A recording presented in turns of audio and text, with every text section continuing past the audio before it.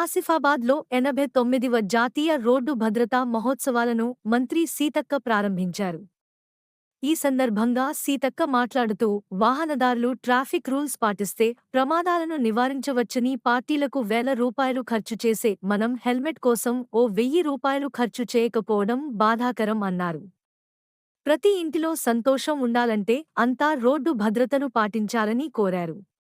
ఈ సంక్రాంతి, ఈ నూతన సంవత్సరం ప్రతి ఇళ్లలో సంతోషం ఉండాలంటే రోడ్డు భద్రత యొక్క పరిస్థితిని మనం తెలుసుకోవాలి. మనం రోడ్డు మీదకి వచ్చినప్పుడు భద్రంగా వెహికల్ నడపడం మూలంగా మన జీవితాలతో పాటు మనల్ని నమ్ముకున్న వారు కూడా మరి సురక్షితంగా ఉంటారు. అదే విధంగా రోడ్డు మీదకి వచ్చినటువంటి వాళ్ళ మీదకి కూడా మనం నడిపే వాహనం మీదకి పోయి కూడా ఏ తప్పు లేకున్నా వాళ్ళు కూడా యాక్సిడెంట్లలో మరణిస్తూ ఉంటారు.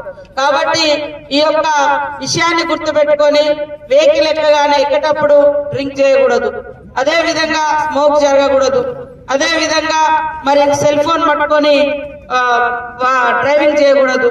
అదే విధంగా ముఖ్యంగా రోడ్డు మీదకి వచ్చినప్పుడు ఒక్కొక్కసారి మన తప్పు లేకున్నా ఎదుటోళ్ళకి గుద్దేటువంటి పరిస్థితి ఉంటది.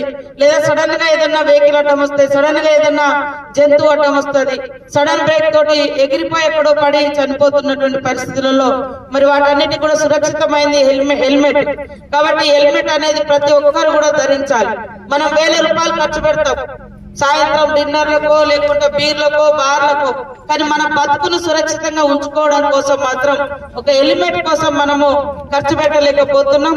కాబట్టి దయచేసి ప్రతి ఒక్కరు కూడా రోడ్డు మీదకి బైక్ తో వచ్చిరంటే హెల్మెట్ లేకుండా రాకూడదు. అది మన భద్రత, మనకు అవసరం, మన ప్రాణ రక్షణ. అదే విధంగా అతివేగం కూడా అవద్దు.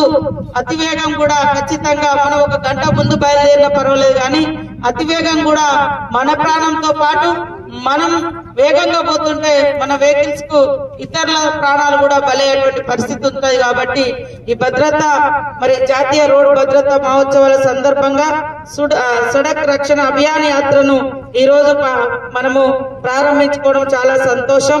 ప్రతి ఒక్కరు కూడా ఈ ప్రోగ్రామ్ లో పాల్గొని మరి ఈ రోడ్డు భద్రత వాళ్ళు వేసినటువంటి కరపత్రంలో వివిధ అంశాలు దాదాపుగా 27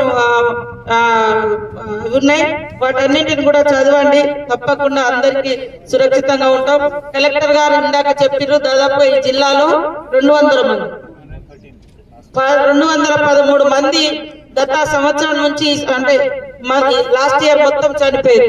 మనోళ్ళు సరిగా డ్రైవింగ్ రాదు కానీ బైక్ పట్టుకొని ఎక్కుతారు, దాని మీద 3 ఎక్కుతారు. తర్వాత మరి ఎక్కడెక్కడనే ట్రాఫిక్ రూల్స్ తెలియదు, ఇట్లాంటి ఇబ్బందులు ఉన్నాయి.